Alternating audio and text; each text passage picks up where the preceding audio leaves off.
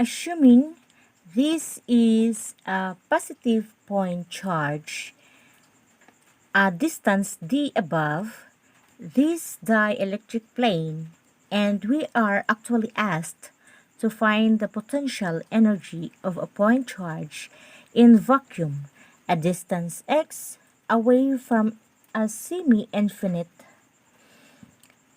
dielectric medium whose dielectric constant in K. So this force is actually attractive because initially the dielectric's neutral because of the point charge. If this is positive, there will be a bound charges at the surface and very close to the perpendicular distance of the charge. There will be more negative charges at the center here.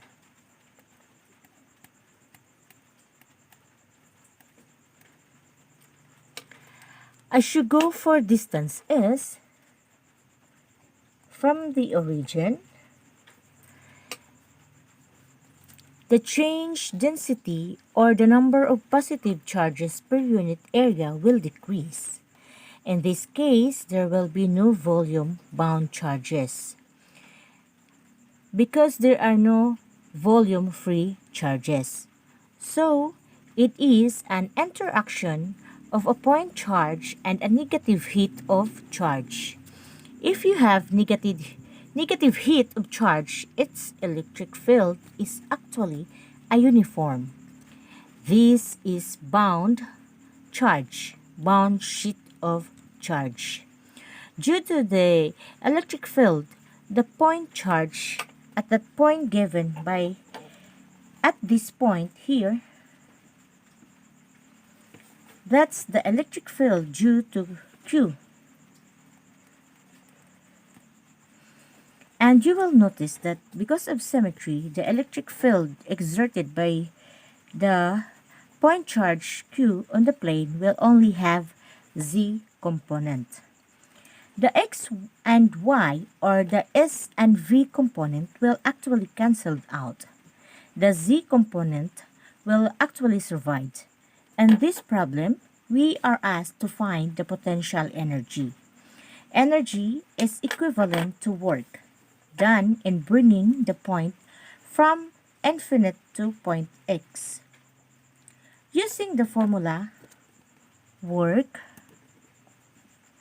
is equals to 1/2 integral of electric displacement times electric field times d tau.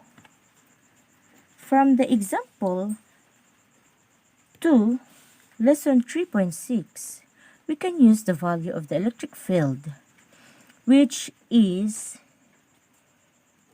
E sub z is equals to negative 1 over 4 pi epsilon naught times q x over s squared plus x squared to the power of 3/2 minus sigma b sub b over 2 epsilon naught. And the value of the surface charge boundary of sigma sub b is equals to negative 1/2 times x sub e over x sub e plus 2 times qx over s squared plus x squared to the power of 3/2 to solve the potential energy. Going back to the formula of work, we can replace D.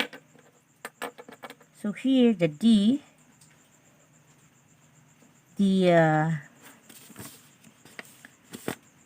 electric displacement to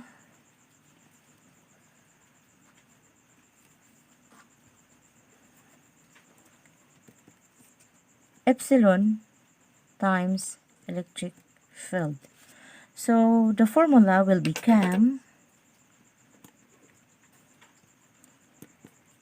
work is equals to 1/2 integral of epsilon times electric field times electric field d tau. Then, substituting the value of E from the value from example 2, so it becomes work is equals to 1/2 integral of epsilon times negative 1/4 pi epsilon naught times q x over s squared plus x squared to the power of 3/2 minus sigma sub b over 2 epsilon naught from infinity to x. Here, times d tau. And then, substituting the value of the surface charge boundary and the volume, we will use the spherical coordinates. So we have the work is equals to epsilon over 2 integral of negative qx over 4 pi epsilon naught times s squared plus x squared to the power of 3/2 minus 1 over 2 pi times k minus 1 over k plus 1 times qx over s squared plus x squared to the power of 3/2 times s ds d phi dz. Then, ipagawas nato ang mga constant. So, this will become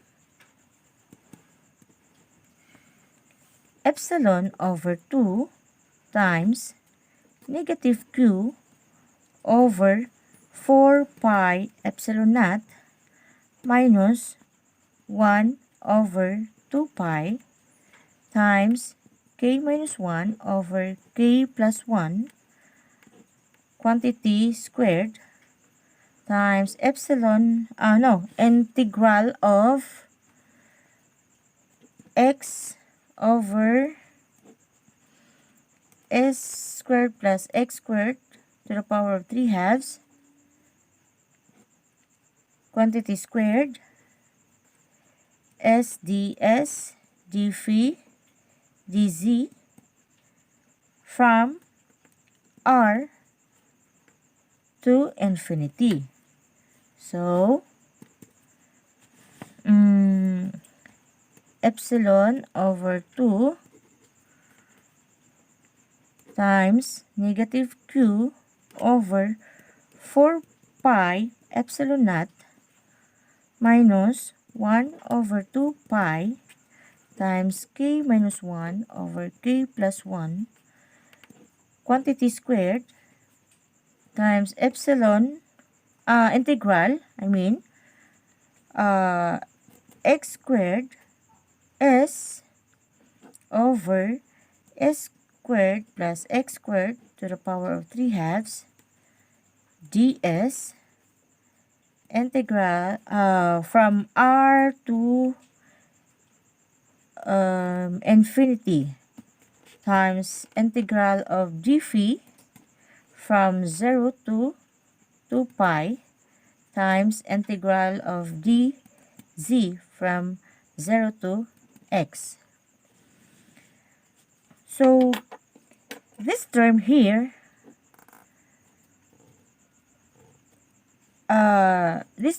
equals to 2 pi, and this term here is equals to x.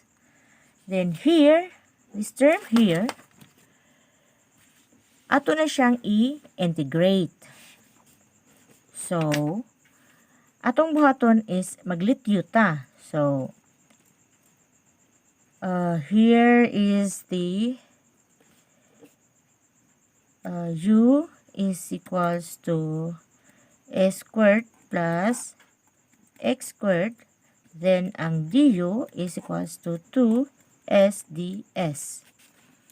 Then, substitute.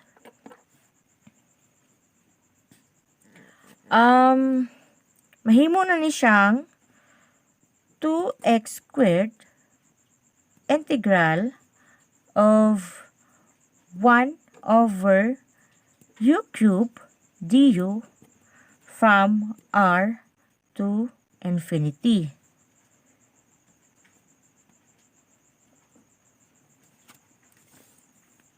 So from here, this one.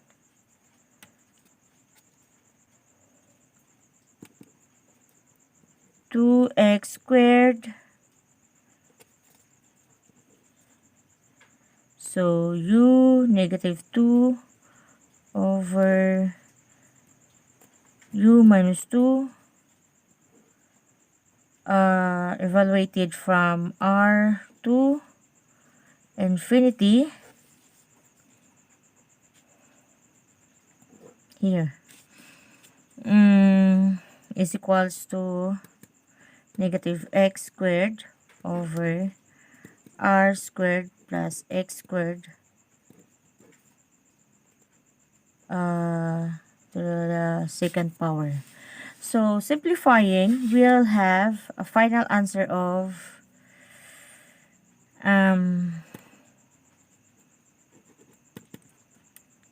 epsilon naught q squared over 2